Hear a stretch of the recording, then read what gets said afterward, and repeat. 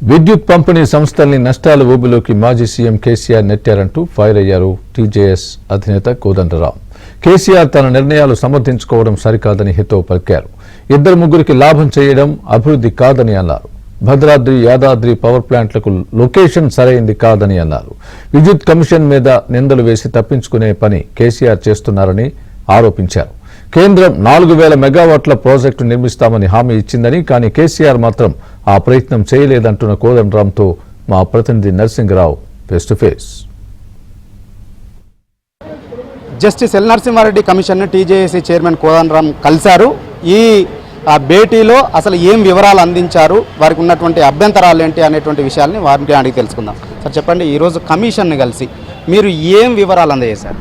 మేము ప్రధానంగా కమిషన్కు చెప్పింది ఏంటంటే, అత్యవసరం పేర అంధకారంలో ఉన్న రాష్ట్రానికి వెలుగులు అందించవలసిన సత్వర అవసరం పేర పోయిన మన ప్రభుత్వం టీఆర్ఎస్ బీఆర్ఎస్ ప్రభుత్వం తీసుకున్న నిర్ణయాలు సమర్థనీయం కావు.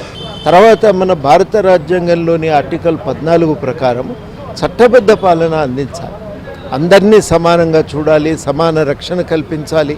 దానికోసము ప్రభుత్వం చట్టం ప్రకారం వ్యవహరించటం అనేది చాలా చాలా అవసరం. ఆ అవసరం పరిపూర్తి చేసినప్పుడు మాత్రమే ప్రభుత్వము ఒక నిరంకుశమైన విచ్చలవిడితనాన్ని నిలువరించటం సాధ్యమవుతుంది. మన ప్రభుత్వం తీసుకున్న నిర్ణయాలు ఈ మౌలిక సూత్రాలకు విరుద్ధంగా ఉన్నాయి. ఇది మేము ప్రధానంగా వారికి చెప్పినాం. యాదాద్రి కానీ భద్రాద్రి పవర్ ప్లాంట్ ఏర్పాటులో కానీ పవర్ పర్చేజ్ అగ్రిమెంట్లో కానీ ప్రభుత్వము అనేది హేతుబద్ధంగా తన ఆలోచించి నిర్ణయాలు తీసుకోలేదు. 2014లో ఒక ఒప్పందం కుదుర్చుకుంటే ఛత్తీస్గఢ్తో 17లో కరెంటు సప్లై అయ్యింది.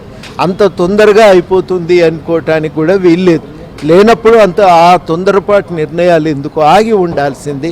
కరెంటు ధర బయట తక్కువ ధరకు ఇస్తామనుకున్నప్పుడు వాటిని కొనేది ఉండే.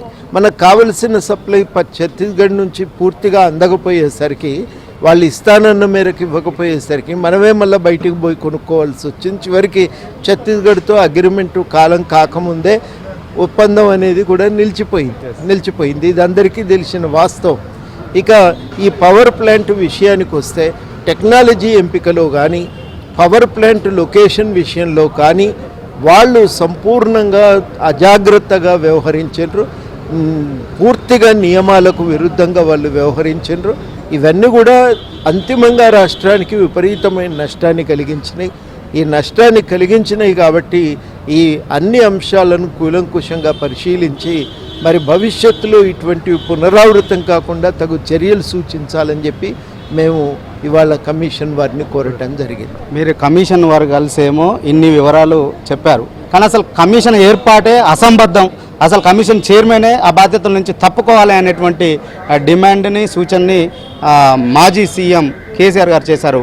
12 పేజీల లేఖ రాస్తూ ఏంది అసలు అసంబద్ధం అంటున్నటువంటి కమిషన్ ముందుకు మీరు వచ్చారు. నిజంగా సంబద్ధమేనా అసంబద్ధమా కమిషన్ ఏర్పాటు? కమిషను ఏదైనా వాస్తవాలను వెలుగులోకి తేవటానికి వేసింది.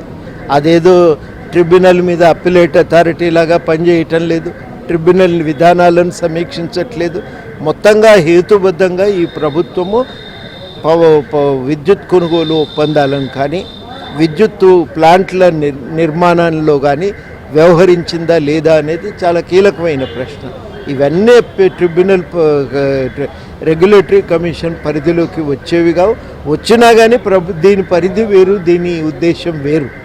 కాబట్టి ఇవాళ ఉన్నటువంటి ఈ కమిషను మనం ఈ విషయాలు చెప్పకపోతే ఇంకా న్యాయమైన పద్ధతుల్లో ఇవి వెలుగులోకి వచ్చే అవకాశం కూడా లేదు. అందుకని మేము చాలా జాగ్రత్తగా ఈ కమిటీకి అన్ని విషయాలు చెప్పాలనే ఆలోచనతో మేము ఇక్కడికి రావటం జరిగింది.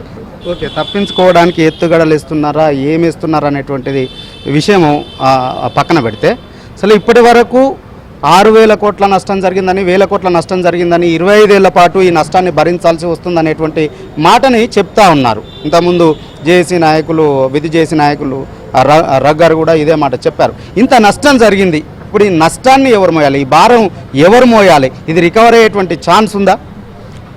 రికవర్ అవుతుందా లేదా కానీ ఇట్లాంటి తప్పులు జరిగినందుకైతే బాధ్యత వహించాలి కదా. నేను దోచింది నేను చేసినా మీరు ఏమన్నా చేసుకోండి అంటే కుదరదు కదా. తప్పనిసరిగా తప్పులు చేస్తే బాధ్యత వహించాలి. బాధ్యత వహించాలి అంటే మరి అది చట్టాన్ని ఉల్లంఘించి చేస్తున్నప్పుడు, చట్టానికి విరుద్ధంగా చేస్తున్నప్పుడు అది క్రిమినల్ చర్య అవుతుంది. అటువంటి క్రిమినల్ చర్యలపై ప్రభుత్వం తప్పనిసరిగా చర్యలు తీసుకోవాలి, వెనకాడటానికి వీల్లేదు. మీరు తెలంగాణ ఉద్యమంలో ఇదే చెప్పారు, ఇక్కడ బొగ్గుంది, ఇక్కడ నీళ్లున్నాయి, ప్రాజెక్టులను అక్కడ పెట్టారని చెప్పి చెప్తూ వచ్చారు. కానీ ఇప్పుడు గత విద్యుత్ శాఖ మంత్రి, గత ప్రభుత్వంలో చేసినటువంటి విద్యుత్ శాఖ మంత్రి మళ్ళీ అదే వాదనను తీసుకొస్తున్నారు. ఆనాడు అక్కడ పెట్టినప్పుడు లేని ఇబ్బంది ఇప్పుడు ఇక్కడ ఎందుకు పెడుతున్నారు అనేటువంటి వాదన చేస్తూ ఉన్నారు. ఎట్లా చూస్తారు దీన్ని? అదే తప్పనే అన్నాం, దానికి వ్యతిరేకంగా ఉద్యమం చేసినాం.